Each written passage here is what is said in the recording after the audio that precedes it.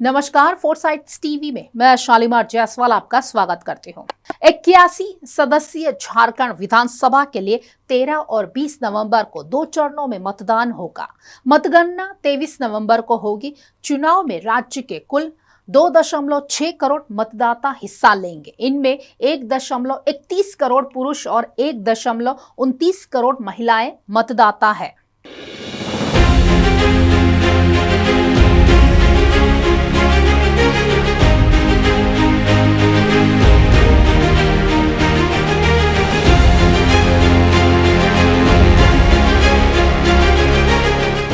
झारखंड के मुख्यमंत्री हेमंत सोरेन ने गुरुवार को भारतीय जनता पार्टी भाजपा पर जोरदार हमला किया। उन्होंने भाजपा को चुनौती देते हुए कहा है कि वह आगामी राज्य के चुनावी मुकाबले में कायर अंग्रेजों की तरह पीछे से हमला करने के बजाय उनसे सीधे मुकाबला करेंगे। मुख्यमंत्री ने एक्स पर एक पोस्ट में भाजपा पर निशाना साधते हुए उन्होंने कहा है कि अगर हिम्मत है तो सामने से लड़ो, कायर अंग्रेजों की तरह लगातार पीछे से वार क्यों? कभी ईडी, कभी सीबीआई, कभी कोई एजेंसी, कभी कोई और। अब अरबों रुपए खर्च कर दिए मेरी छवि बिगाड़ने में। अजब हालात है। आइए देखते हैं इस पर हमारी एक खास रिपोर्ट।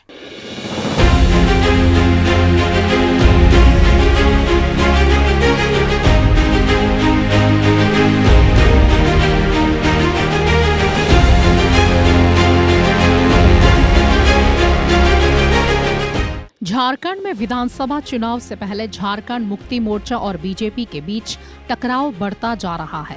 मुख्यमंत्री हेमंत सोरेन ने सोशल मीडिया एक्स पर एक पोस्ट शेयर कर कहा है कि अगर हिम्मत है तो सामने से लड़ो, कायर की तरह पीछे से वार क्यों? उन्होंने एक समाचार की हेडलाइन भी पोस्ट की है। इसमें दावा किया गया है कि उनकी छवि को खराब करने के लिए बहुत पैसे खर्च किए गए हैं।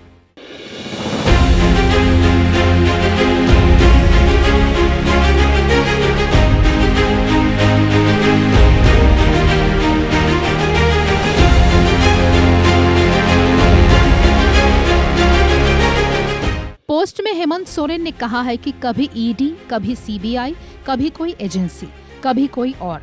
अब मेरी छवि खराब करने के लिए अरबों रुपए खर्च किए जा रहे हैं। स्थिति अजीब है। सोरेन ने बीजेपी की डबल इंजन सरकार पर तंज कसते हुए कहा है कि सरकार के पास राज्य में लगभग 5 साल पहले सत्ता थी और उसने स्कूलों को बंद करा दिया, कई लोगों के राशन कार्ड रद्द कर दिए। झारखंड लोक सेवा आयोग JPSC की परीक्षाएं भी आयोजित नहीं की गई। सोरेन ने कहा है कि बीजेपी सरकार 11 साल से केंद्र और 5 साल से राज्य में सत्ता में रही, खुद को डबल इंजन सरकार कहती है। फिर रघुवर सरकार के 5 साल में 13,000 स्कूल क्यों बंद कर दिए गए?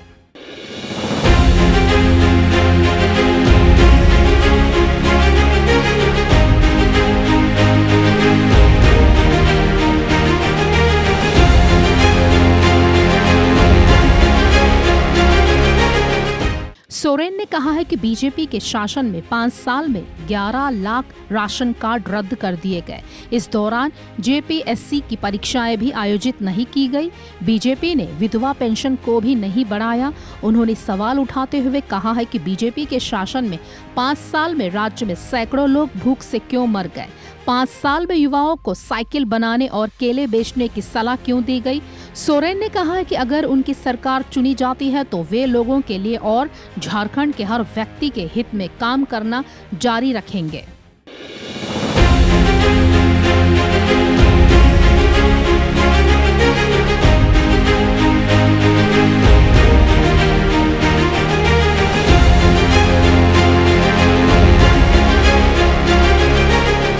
बता दें कि झारखंड की 81 विधानसभा सीटों के लिए 13 और 20 नवंबर को 2 चरणों में मतदान होगा।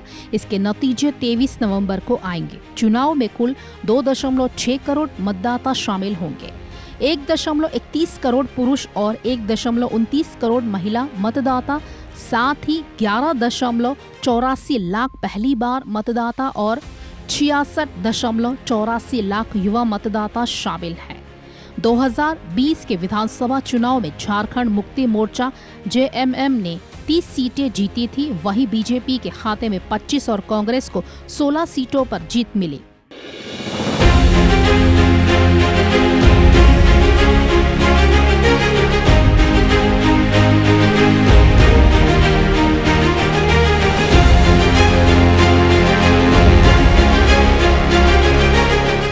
खास खबरों के लिए देखते रहिए फोरसाइट्स टीवी।